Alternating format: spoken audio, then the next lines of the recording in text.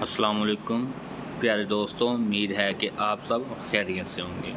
प्यारे दोस्तों, आज हम आपके लिए लाए हैं डैनफोर्स की VLT 22 किलोवाट, जिसमें हम आपको बताएंगे कि अगर आपके पास सिंगल फेज सप्लाई मौजूद नहीं है तो VFD से आप किस तरह सिंगल फेज सप्लाई हासिल कर सकते हैं। जैसा कि आप इस पर वर्क करते हैं, इसका हमने कवर उतार लिया है।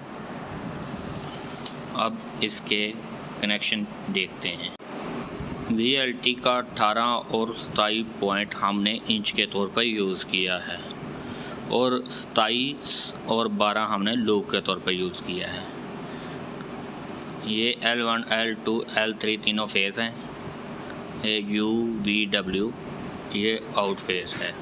चलो दोस्तों, अब VLT को ऑन करते हैं। ये हमने ऑन कर दिया है। हमारी VLT ऑन हो चुकी है।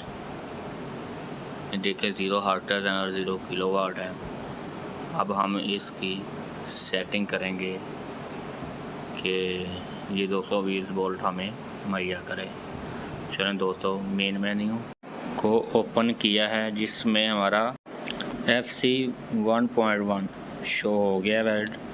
इसमें हमने ओपन कर लिया। ये हमारे वोल्टेज आ गए हैं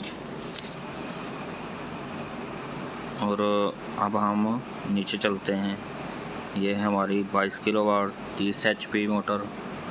इधर आगे हमारे 380 वोल्ट। इसको हमने तकरीबन 200 या 195 के बव कर लेना है, ताकि हमें 220 वोल्ट मिल जाए। जैसा कि हम अब इसको कम कर रहे हैं,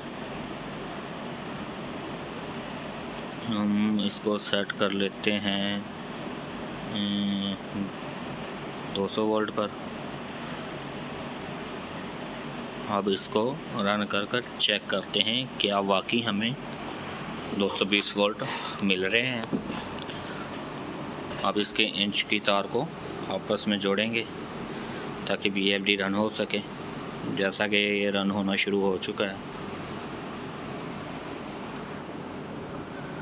हम मीटर के ज़रिए आपको वोल्टेज चेक करवाएंगे कि वोल्टेज बढ़ रहे हैं। देखें, उधर हमारे 50 हर्ट्ज़ पूरे हो चुके हैं और हमारे 225-24 वोल्ट शो हो रहे हैं। जैसे कि अब हम इसके कनेक्शन खोल दिए हैं और इसके हर्ट्ज़ कम होना शुरू हो गए हैं। जिस तरह इसके वोल्टेज भी कम होते जाएंगे। प्यारे दोस्तों, उम्मीद है कि आज की वीडियो आपको अच्छी लगी होगी। हमारी वीडियो को लाइक करते रहें। मिलते हैं अगली वीडियो के साथ।